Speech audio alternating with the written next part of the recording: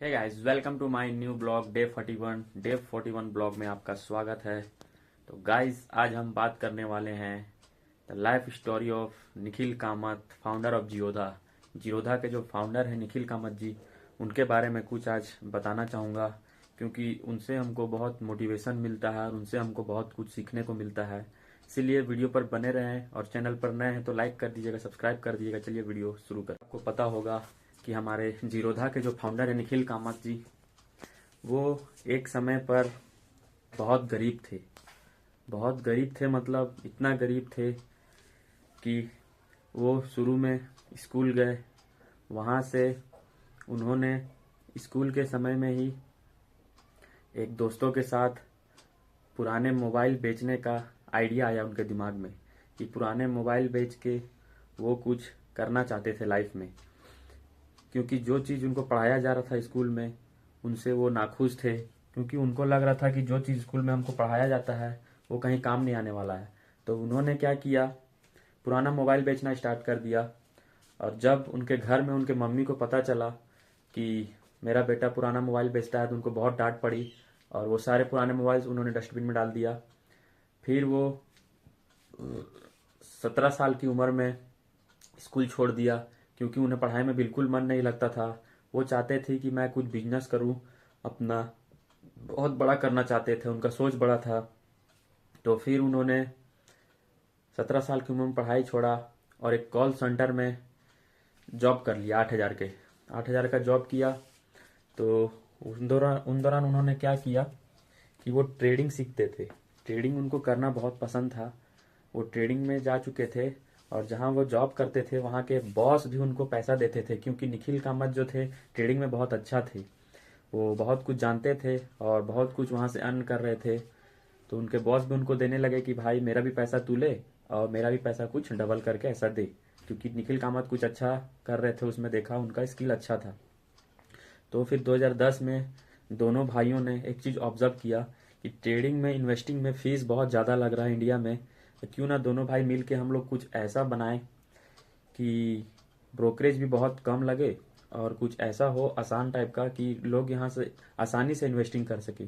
तो 2010 में उन्होंने जीरोधा की फाउंडिंग की और वहाँ से उनका गाड़ी चल पड़ा। इतना आसान नहीं था जितना हम लोग सोचते हैं। दोनों भाइयों ने बहुत मेहनत किया, मार्केटिंग में बिल्कुल ध्यान नहीं दिया। उनको पता था कि कमी क्या है इंडिया में, बहुत ज़्यादा ब्रोकरेज के कारण लोग ट्रेडिंग नहीं कर सकते, इन्वेस्टिंग नहीं कर सकते। इसलिए उन्होंने जीरो फी निकाला ब्रोकरेज का और वहाँ से उनका गाड़ी चल पड़ा। 2015 तक बिल्कुल अर्निंग नहीं था। 5 साल उन्होंने मेहनत किया।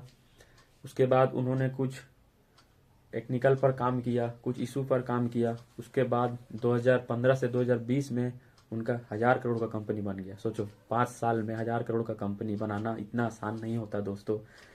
तो फिर आज के डेट पे वो 28,000 करोड़ की कंपनी है। सोचो, 20 में उनका 1,000 करोड़ था, 25 में उनका कितना हो गया, 28,000 करोड़।